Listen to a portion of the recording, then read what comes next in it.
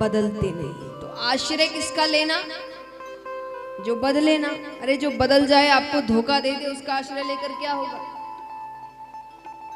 ये रिश्ते नाते सब धोखा दे देते हैं। कोई अपना नहीं है। यह वहम है हमारा, वो हमारा अपना है, वो हमारा ऐसा है, कोई नहीं है।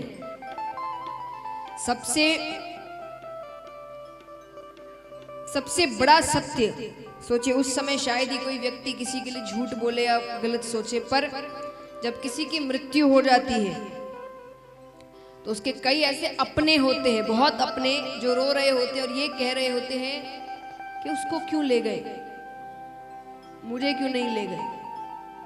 कई कह रहे होते हैं। हम सभी जानते हैं परिवार में किसी ना किसी की मृत्यु हो, या हमें भी ले जाओ। किसी दिन सच में यमराज आ गए ना, तो उसको छोड़ो, तुम चलो, बहुत जल्दी है ना, चलो। एक जाने को तैयार नहीं हो। जो वहां पर रो रहा है ना कि मुझे ले जाओ, वो इसीलिए क्योंकि उसको पता है ऐसा होने नहीं वाला। लेकिन जिस दिन ये चीजें होनी शुरू हो गई ना, कि मुख से कहते ही यमराज लेने आ गया, एक व्यक्ति नहीं कहने वाला ये लाइन, ये आप मुझसे लिखवा लो, कितना ही अपना हो। तो इतना अपना तो दुनिया में कोई नहीं जो आपके साथ ऊपर, तो इतना प्रेमी दुनिया में कोई नहीं है। सब स्वार्थ के रिश्ते हैं। कहते हैं कि सुर नर मुनि सबकी यही रीति, स्वार्थ लागी करे सब प्रीति। कि सबकी एक ही रीति है, जब स्वार्थ होता है तब सबका प्रेम जागता है। स्वार्थ खत्म, प्रेम खत्म।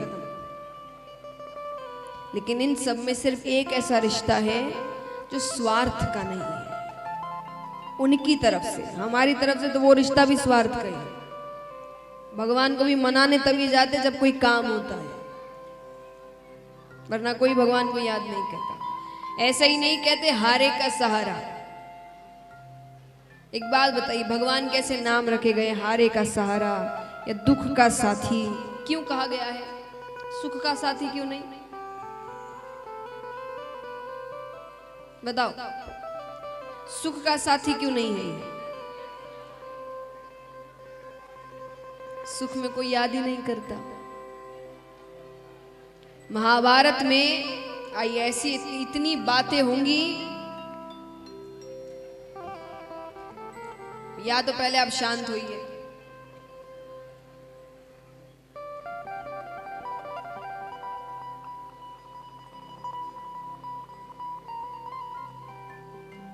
कर लो कर लो।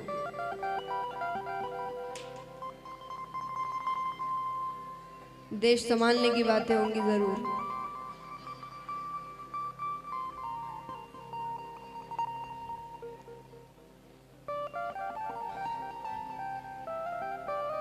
आइए। तो महाराज, तो भगवान ऐसे, अब कई लोग कहते हैं कि आप सब कहते हैं भगवान का आसरा लो, संसार झूठा है। पर संसार तो दिखता है, भगवान दिखते ही नहीं। जो दिखता ही नहीं उसका आश्रय कैसे ले ले? लेकिन देखिए, सच का मतलब ये तो नहीं है कि जो दिखे वो सच। यहां बात क्या हो रही है? सच क्या है, कौन दिख रहा है कौन नहीं, ये नहीं। और आश्रय सच का लेना चाहिए। तो ये तो कहीं नहीं लिखा कि जो दिखे वो ही सच। और संसार सच कैसे नहीं है, उसका भी उदाहरण आता है कि जो चीजें बार बार बदलती जाए वो सच नहीं है। अब अगर संसार का आश्रय मानते, संसार क्या है? धन दौलत, नाम शोहरत, रिश्ते नाते, ये सब कुछ संसार है। एक छोटा सा बच्चा है, उसके सामने 1 करोड़ रुपए रख दो और कुछ खिलौने रख दो, वो क्या उठाएगा? जोर से कहिए। खिलौने। आप क्या उठाएंगे?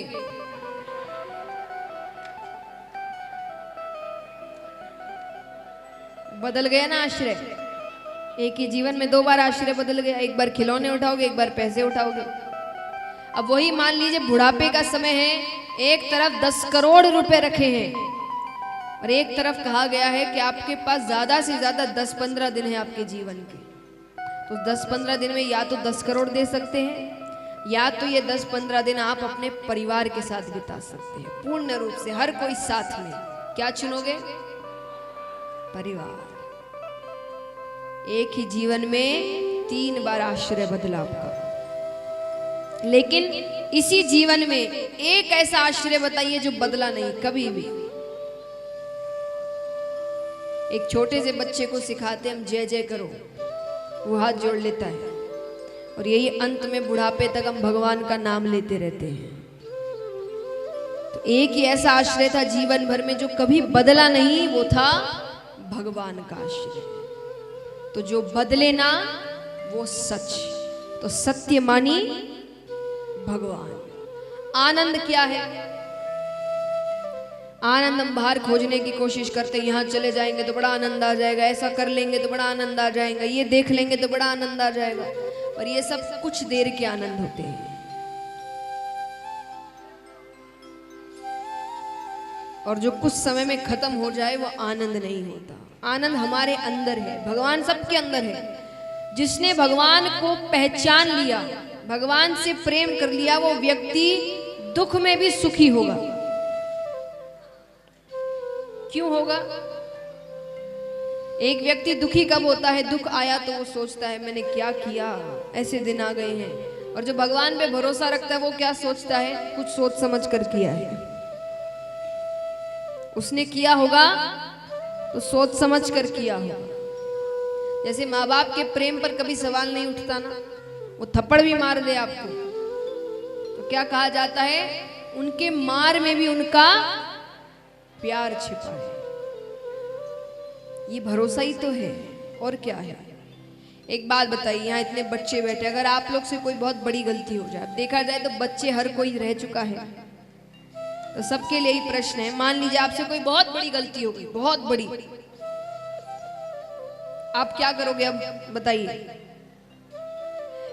पहला लेवल छोड़ दीजिए कि आपने खुद ने बड़ी कोशिशें कर ली उसको ठीक करने की आपने, क्योंकि बच्चा पहली बार तो माता पिता को जाकर नहीं बताएगा, पहले तो वो खुद से कोशिशें करेगा ठीक करने की कि उन तक ना पहुंचे। लेकिन अब आपसे नहीं हो रहा, बात आपके हाथ से बाहर निकल चुकी है, अब क्या करोगे? हाँ बताओ जल्दी। एक बच्चा क्या करेगा? बच्चा माँ बाप के पास जाएगा, है ना? क्यों जाएगा? क्योंकि उसको पता है कि इस पूरी दुनिया में ये अकेले ऐसे हैं जो मुझे बहुत डांट लेंगे, मार भी लेंगे, पर मुझे इससे बाहर निकालना, मेरा साथ नहीं छोड़ेंगे। और पूरी दुनिया उस बात को और बड़ा करके मुझे और नीचे गिरा देगी। ये भरोसा होता है ना माँ बाप को। अब जिसमें पता है कि गलती की है तो मार भी पड़ सकती है, परिणाम भी भुगतना पड़ेगा, तो भगवान भी तो परिणाम ही देते हैं। जो दुख है वो क्या है? वो परिणाम है हमारे, हमने कुछ गलती करी है, कोई ना कोई तो गलत काम किया है जिसका परिणाम, जिसकी सजा मिल रही है। तो जो भरोसा माँ बाप पे रखते हो कि बड़ी से बड़ी गलती हो जाए लेकिन पता है वो जो करेंगे सही करेंगे, वो भरोसा भगवान पर रखो। क्योंकि आजकल वो भरोसा खत्म होता जा रहा है। यहाँ एक काम ना हो और लोग भगवान बदल ले, एक काम नहीं होता तो भगवान बदल ले। यहाँ काम नहीं हो रहा, दूसरी जगह प्रसाद चढ़ाते हैं, ये देवी नहीं मान रही, वो देवता के पास जाते हैं। ऐसा तो भरोसा है हमारा भगवान पे, मानो वो जैसे हमारे ही काम करने बैठे हैं, उनको और कोई काम ही नहीं है। और वही उनको समय देने का समय आता है तब, खास करके पुरुष वर्ग के लिए है ये, क्योंकि कई पुरुषों को कहते हुए सुना है जब उनको कथाओं का निमंत्रण दिया जाता है तो वो जवाब देते हैं संडे के दिन आएंगे। क्यों? उस दिन छुट्टी है।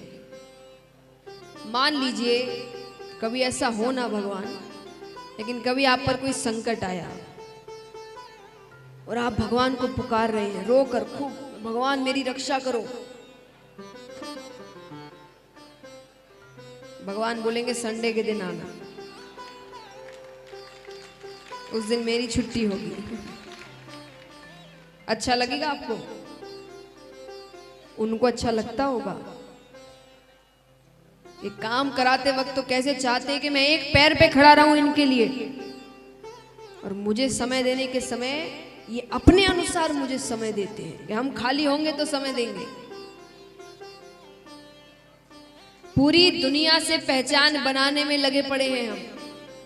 यहाँ हर व्यक्ति चाहता है बड़े बड़े लोगों से पहचान बने, बनाते ही है। सभी कोशिशें करते होंगे यहाँ पर पहचान बनाने की, उससे रिश्ता बना रहे हैं, ऐसे लोगों से रिश्ता बना रहे हैं, बातें कर रहे हैं। क्यों करते हैं हम सब बताइए? क्योंकि एक साधारण चीज है, हर व्यक्ति करता है। क्यों करते हैं हम किसी लोगों से, बड़े बड़े लोगों से पहचान क्यों बनाते हैं बताइए? क्योंकि सब करते हैं ये चुपचाप बैठने से कुछ नहीं होगा, ये काम सब करते हैं। बताइए क्यों बनाते हो बड़े बड़े लोगों से पहचान? सही आंसर नहीं है एकदम।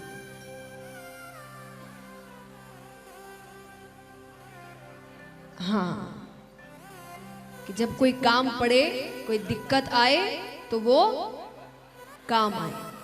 छोटे छोटे काम के लिए मैं नहीं कहती, पर जब सच में कोई बड़ा काम होता है ना, कोई बड़ा संकट आता है ना, इनमें से एक फोन नहीं उठाता, एक भी फोन नहीं उठाता। और तब पता है कौन काम आता है? जिससे कांटेक्ट बनाने में हमने 1 मिनट नहीं दिया, 1 मिनट नहीं दिया।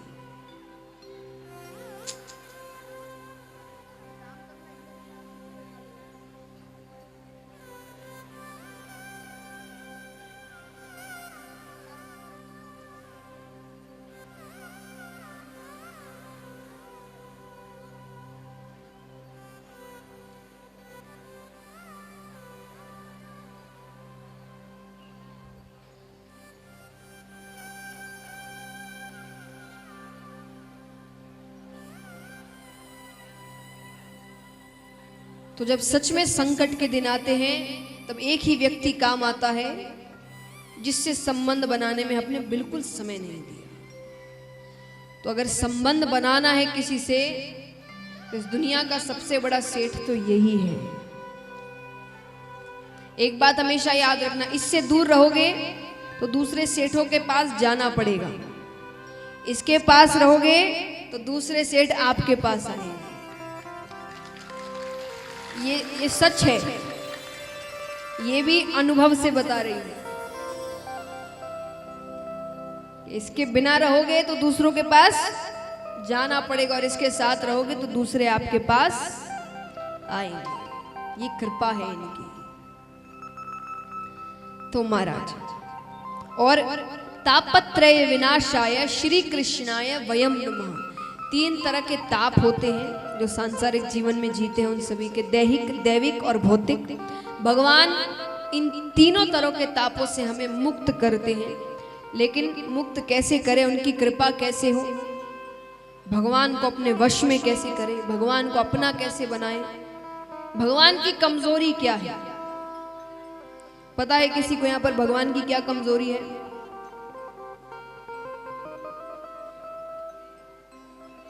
भगवान भक्त को रोते हुए नहीं देख सकते। मैं नहीं कह रही, लिखा गया है। भगवान भक्त को रोते हुए नहीं देख सकते। भगवान कहते हैं, सन्मुख होए जीव मोहे जबहि। पापी से पापी भी एक बार मुझे रोकर पुकार ले, हे नाथ मैं आपका हूं, मैंने लाखों गलतियां करी होगी पर अब मैं आपका हूं। कि सन्मुख होए जीव मोहे जबहि, जन्म कोटि अदनासहि तबहि। मैं जन्मों जन्मों के उसके करोड़ों पाप वहीं नष्ट कर देता हूं, बस वो एक बार मुझे पुकार ले रोकर।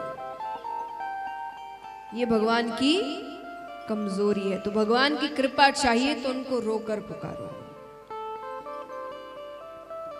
तो इस प्रकार भगवान का स्वरूप बताया गया है। अब हम जानते हैं सुखदेव जी के अवतार की कथा। क्योंकि ये कथा देखी जाए तो कल से हम सभी सुखदेव जी के मुख से ही सुनेंगे। आज थोड़ा इधर उधर 2-3 जगह से सुना है, कल से सुखदेव जी हमें ये कथा सुनाएंगे। तो सुखदेव जी के अवतार की कथा अलग अलग शास्त्रों में अलग अलग ढंग से बताई गई है, पर दंत कथा के अनुसार एक बार ब्रह्मा जी ने ब्रह्मलोक में एक सभा का आयोजन किया और उसमें सभी देवी देवता यक्ष गंधर्व किन्नर सब आते हैं। जैसे सभा यानी जैसे बड़ी बड़ी ऑफिसेज होती तो मीटिंग्स होते हैं ना वहाँ पे, कि काम कैसे आगे बढ़ाएं, अब और नया क्या करें, तो मीटिंग में काफी लोग बैठते हैं। तो ये ऊपर भी होती है, वो पूरी दुनिया चला रहे हैं, वहाँ मीटिंग्स नहीं होगी, अब नया क्या करें, ऐसा चल रहा है दुनिया को ठीक कैसे करें, वहाँ ऊपर भी ये सब काम होते हैं। तो ब्रह्मा जी ने एक सभा का आयोजन किया, सब बैठते हैं।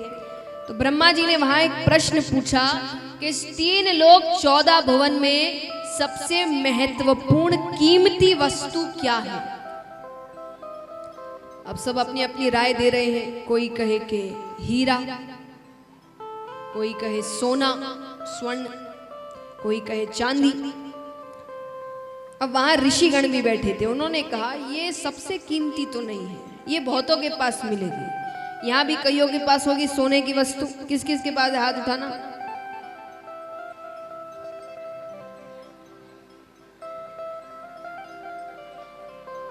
कैमरा आपकी तरफ भी नहीं है और मैं मांगूंगी भी नहीं, आप हाथ उठा सकते हैं। अब सब हाथ उठा ले, वाह। किस किस के पास सोने की वस्तु है, मात्रा नहीं पूछ रही मैं, चाहे इतना सा भी हो, वो भी सोने की वस्तु हुई ना। किस किस के पास है, हाथ उठाना। वो देखो उन्होंने फोटो ले ली। यानी अर्थ क्या है कि अब इतने सारे लोगों ने हाथ उठाया, माने तो ये कोई बहुत कीमती वस्तु हुई नहीं। जो कईयों के पास मिल जाए वो सबसे महत्वपूर्ण तो नहीं हुई। तो ऋषिगणों ने कहा तो ये तो कईयों के पास मिलेगी, इसमें सबसे कीमती या सबसे महत्वपूर्ण वाली बात तो कुछ नहीं है। तो सबने कहा तो आप बताइए ऐसी कौन सी चीज है जो हर किसी के पास नहीं मिलती। तब उन्होंने कहा अगर ऐसी कोई वस्तु है तो वो है प्रेम।